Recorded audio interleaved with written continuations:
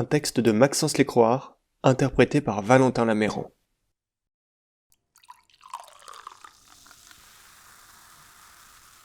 Une histoire courte, celle de Georges. Georges, le Georges ? Après tout, c'est qui, Georges ? A-t-il été si important pour moi pour que je raconte encore son histoire ? Ou bien, c'est mon imagination qui le personnifie ? C'est mon pire ennemi ? Non. Mon meilleur ami ? Ou ce mec que j'ai croisé sur un trottoir tout à l'heure ? C'est marrant, je l'avais déjà vu, ce mec. Ce mec lambda, que personne ne remarque. Ah oui, ce sera ce Georges. Oh, bon... Je l'ai reconnu, il m'avait presque impressionné la première fois. Trop intelligent pour une conversation banale, trop fou pour une conversation normale. Toi, je t'aime bien. Il avait perdu son emploi, après tout, il n'avait que bac+7. C'était un moment plaisant quand on avait discuté. Un moment étrange, certes, mais plaisant. C'est le défilé des connards. On va dire que c'est le Georges de cette histoire. Bonjour Georges. Tu vis dans la rue, Georges ? Bon courage, Georges. Pas tout dans l'alcool, Georges. Grognasse, tu crois que c'est un choix ? Tu crois que t'investis sur lui ? Que dans 10 ans, grâce aux 50 centimes que tu lui as donnés, il sera devenu un riche investisseur ?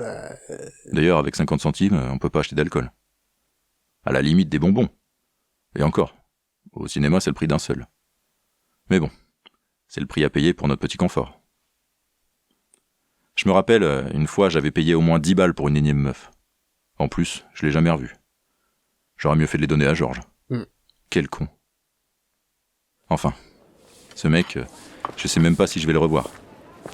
Sa vie, c'est une lutte constante. Oh, ça va. Je crois, je suppose.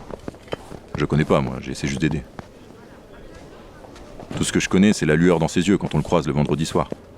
On ne le croise pas vraiment, en fait. Il nous attend avec ses copains. Bizarrement, ils sont de moins en moins nombreux. Pourtant, quand on leur parle, ils nous disent tous que ça va.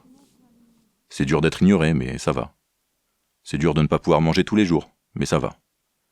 Ouais, c'est vrai que c'est dur de dormir vu qu'on est en décembre, mais ça va. Vraiment, on s'inquiète trop, nous, dans nos maisons. Ils refusent même ce qu'on leur propose. Apparemment, ce soir, ils ont déjà mangé, ils vont pas priver les autres. Oh, ça va. Attends. Je vais le répéter parce que je suis pas sûr que tout le monde comprenne. Ils vont pas priver les autres. Pourtant, demain, on sera pas là. Alors, je suis vraiment désolé, Georges, mais tu vas le prendre, ce sandwich. Mais, c'est qu'il est têtu, quel égoïste, franchement. Refuser un repas qu'on lui offre. Tout ça pour qu'on le donne à quelqu'un d'autre. Vraiment, ils sont tous pareils. C'est Noël en plus demain. J'avais oublié. Hâte de recevoir mes cadeaux. Nous, on peut pas les détecter. Ah, et merde. Voilà qu'il est reparti. Encore son délire sur l'état complotiste. Ils ont un 6e Chaque sens. semaine, c'est la même rengaine. Ils sont du flair. Chaque semaine, les mêmes histoires. C'est grâce à ça. Il a plus la lumière à tous les étages, Georges. En même temps, temps, il n'y a plus rien qui l'éclaire. Enfin, plus rien à part le tonnerre, la nuit.